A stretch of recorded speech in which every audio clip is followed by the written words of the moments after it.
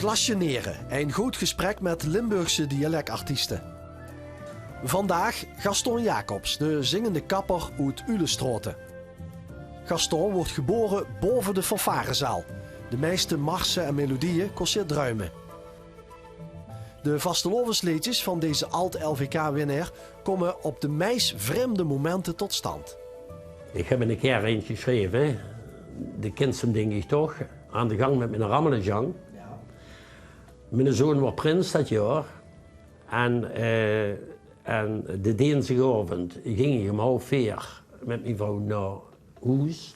Ik moet zeggen dat ik me aan de lanterenpolmers vasthouden, want ik hou hem toch een goeie gehuf. Ik zet tv gezet op, wat toen was. En alles wat ik las, dat zag ik dubbel. En dan zag ik een man voor het stadhuis een foto van een streek. En daar zit hij met een rammelenjang. En daar sting bij een uitgebluste met zijn rammelenjang.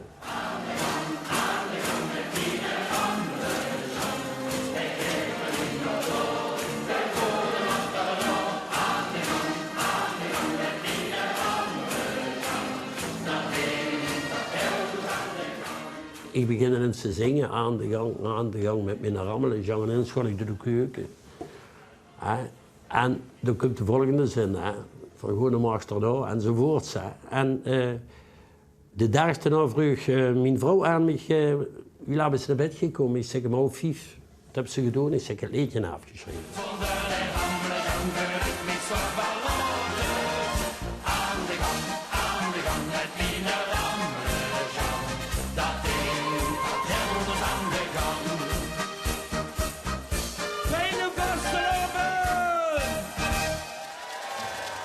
Goed zijn voor u is belangrijk. Je gaat voor iemand zuiver hebben, is belangrijk. Ik zal een vijanden hebben, maar ik weet ze niet. Ik ken ze niet. Omdat ik zelf naar iedereen toe, ik houd van plezierig zijn, van met de met leven, vreugde geven aan het leven. Er zou ze pessimistisch zijn, er zou ze verdrietig zijn. Maar dan kom ik de salon in en goedemorgen en dan zou ik zo weer hem op kunnen vertellen. Hoewel ik misschien 5 minuten geleden zoveel zeggen gejankt heb. Snap je wat ik bedoel? Beetje asymmetrisch? Ja, oké. Dus, en dan, we maken het gewoon van de gekken. Zo zeg ik gewoon nou, het is van de gekken, ja? Prima. Oké. Nou, Jordan. Je moet dweilen. Omdat het natuurlijk niet leuk even gaat ervan maken hier. Ja, goed zo. Als je dit nu een kwartier laat intrekken, meneer, dan krijg je maar horen. Ja, dat is goed. Er zijn heel veel u die weten niet wie serieus ik ben. Ik ben, en dat zeg je ook denk ik tegen u, ik ben serieuzer als dat je denkt.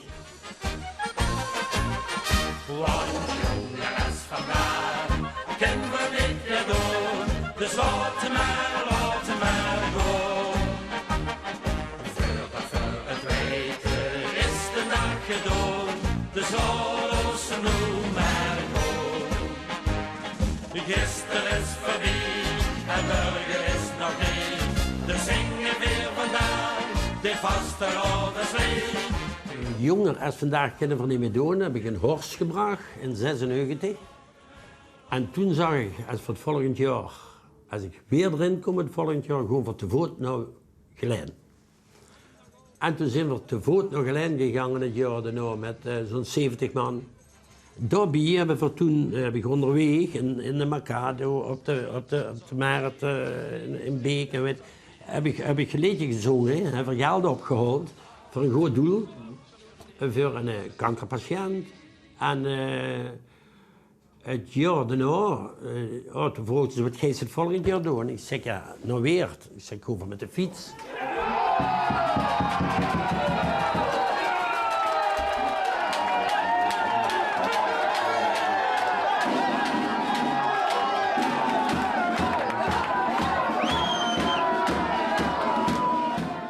Dat was 1998. Dat was een ganz geweldig jaar natuurlijk. Dat was een verandering in mijn leven.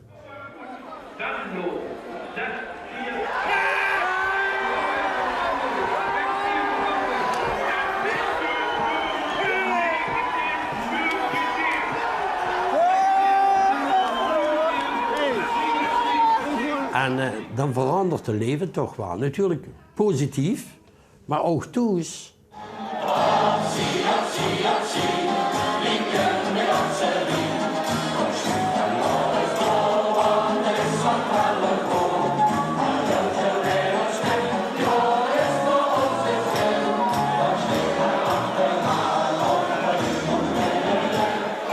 Het is ook misschien de enigste keer dat ik met de voet op tafel heb geslagen en heb gezegd: dit wil ik nu vanaf mijn kinderjaren. En nu heb ik de kans, dit neemt me nemen zelf. Ze zijn nog niet van me af. Kunt volgend jaar weg terug. Allee, en een strever, en een carnavalist, en een liedjesmaker, deed alles eraan om het volgend jaar weer hier op het podium te zijn. En geloof me, wat zullen we genieten? Ja, dat is van Frans Boermans. Beste Gaston en gans jullie straten. Weet gij wo Venlo leed? Achter jullie straten. En omdat ze waren tweede geboren achter mij, dus heel schoon. En dan zei er ook van die van Venlo zongen wel dat ze vroeg waren opgestoken, maar blijkbaar niet vroeg genoeg om niet voor op zee te gaan. Nog eens proficiat, veel plezier met de vastelavond, het allerbeste. En misschien tot het volgend jaar. En dan komen die hier, wie zeggen ze dan Maastricht, de chevrooien. Wat vindt ze van het tamboerijn in de finale zit? Nou, ik kan er niks meer op zeggen, want ik werm te dik. Ik werm gewoon te dik. Dieptepunten, ja, dat is... dat was toch wel 2011. Wie verweerde dat mijn vrouw hersentumor, longkanker had. Toevallig zaten we midden in het carnavalseizoen, dus heb ze alles afgezakt. En 3 maanden later is ze gestorven. En dat is natuurlijk een heel zwaar dieptepunt. Ik vond het dan ook prachtig op de crematie. Mijn zoon pakte de microfoon en zei: u stond ergens voor de microfoon. En niet pap, maar ik hoop dat er het wel gauw gaat doen. En dat was voor mij ook de stimulans om te denken van, de zoon, ik heb maar één. Dat vind ik dat prima, dus dat wordt mei. En in september ben ik toch weer beginnen te zingen.